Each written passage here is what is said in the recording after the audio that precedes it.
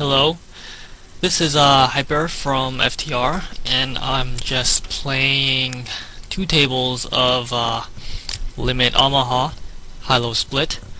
So this is actually a new game that I've been playing for a while with limited success.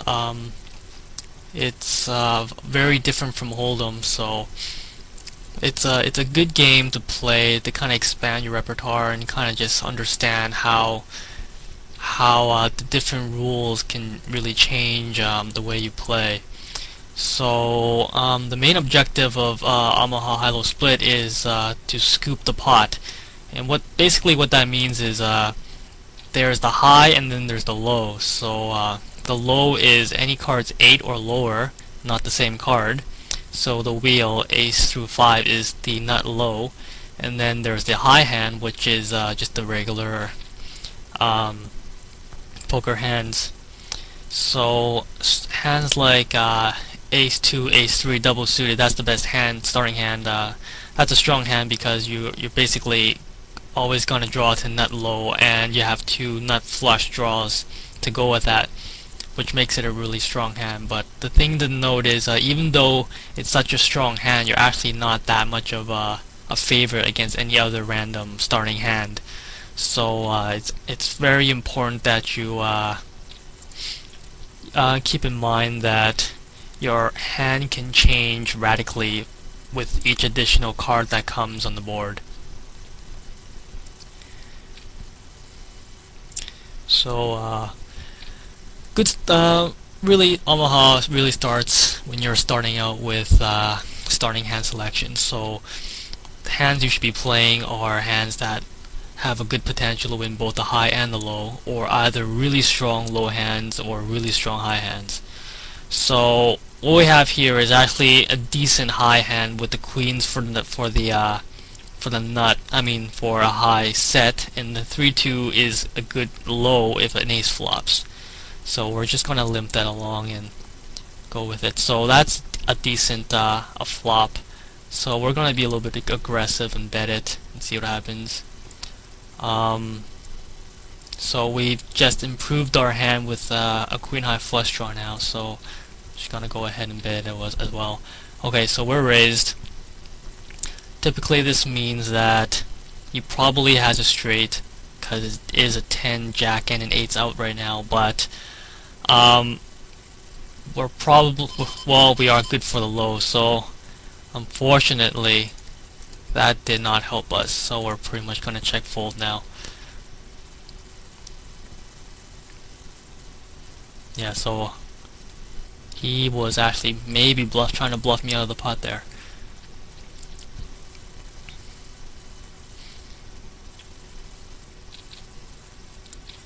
So this is a bad hand. It might seem good, like you have queens here, right? But it's actually not a good hand. Okay, so here we have ace 2. I'm just gonna check it because we don't have good position, and we don't have any counterfeit protection for our lows. So like even though ace 2 is a strong, low hand, pretty much if a 2 comes, we know we're done for, right? And then we just waste the money. So well, what happened here on the right side is we just got raised on the river, so we're likely either going to get quartered or we just half the pot.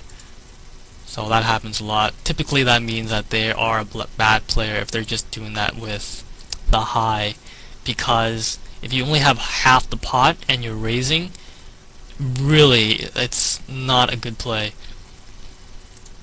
because you're only going to be winning half the pot and then the rake wins, right?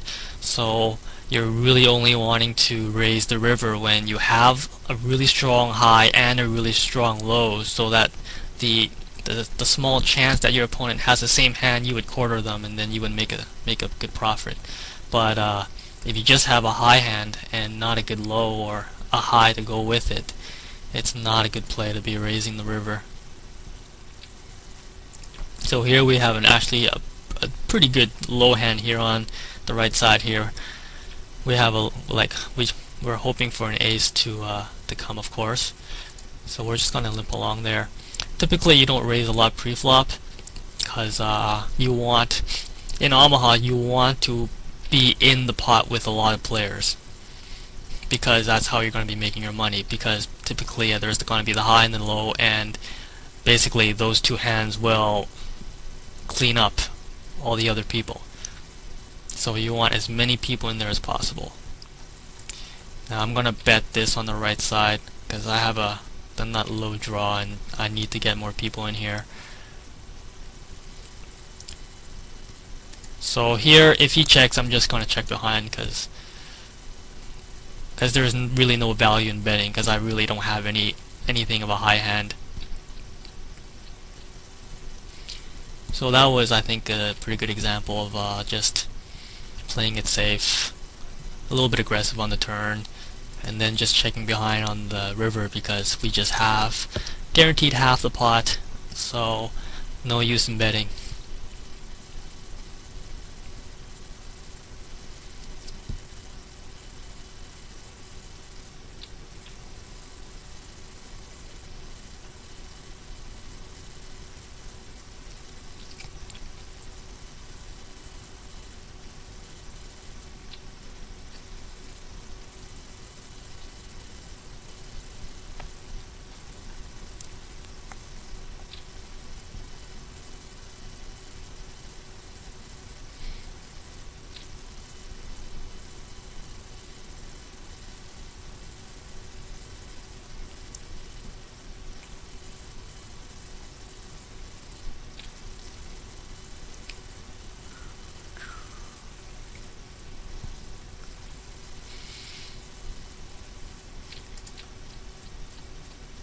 Alright, so we have a decent hand on the right side here. Bad hand on the left side. These are trouble hands. They look good, but they're actually pretty bad. Very bad. So on the right side, we're just going to limp along here. Once this guy makes his decision. Ace 4. Nah, I don't have that great of a position there, so I'm just gonna fold that one on the left side. So the flop on the right side is pretty crappy, of course. We have nothing, and we have to run a runner to hit the second nut low. But everyone's checking around, so we're gonna check as well. Okay, now we fold.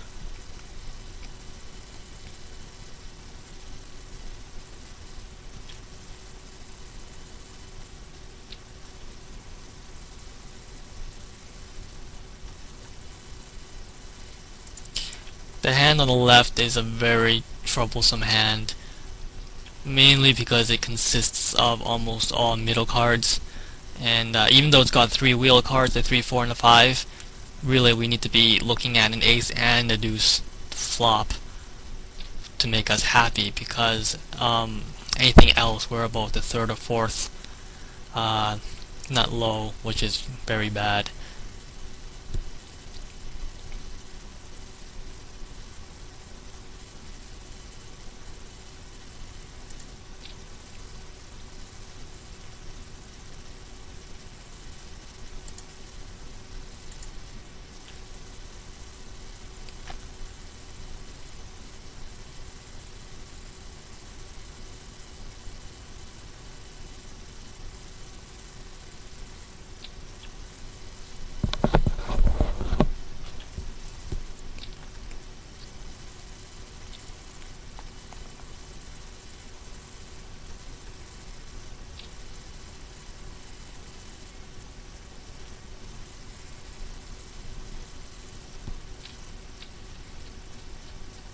Okay, so we have a pretty good hand. Ace 2 anything is really a good hand, especially when you have it to go with another wheel card with the 5. We're just gonna limp along. Try to induce some extra calls here.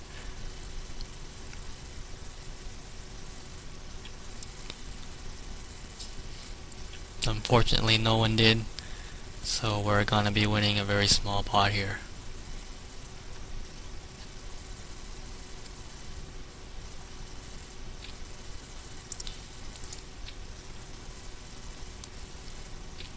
So we're just gonna call down with the low here.